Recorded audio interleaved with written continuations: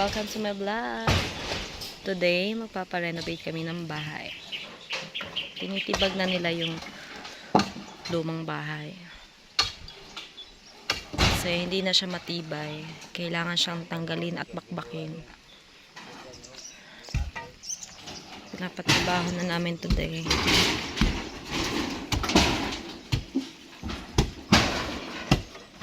Siya tanggalin.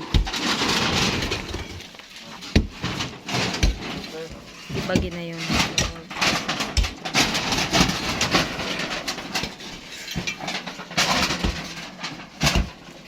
Tatanggalin nila yan.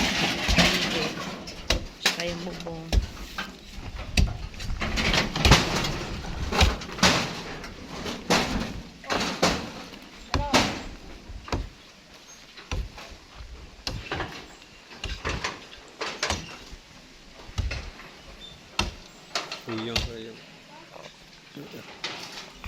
Sumasayaw na yung pader.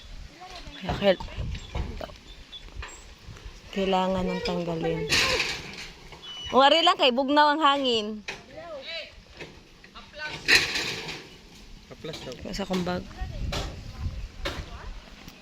Ayan guys. Pinapatrabaho na namin today.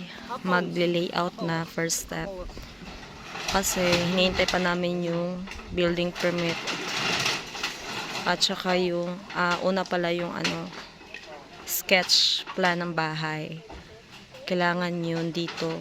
Requirements nila. Tsaka need ng pagkatapos makuha yun, pupunta kami ng munisipyo para kunin yung magkuha kami ng building permit para mapasimula ng mapagawa yung bahay. Yung nilang tinatanggal yung bubong. Yung lumang. Kasi dinaanan to siya ng bagyo dati. Kaya nasira. Dalawang palapag to dati. Itong bahay na to. Pero nung dumating yung bagyong Odette, nasira. Ayun yung mga kahoy niya. Yung natira sa parte ng bahay is yung sa likod na lang. Yung kusina at saka yung CR. May isang kwarto doon sa loob.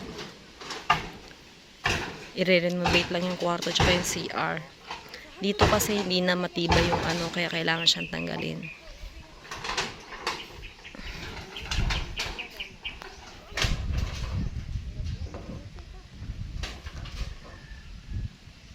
Nagle-layout na sila today.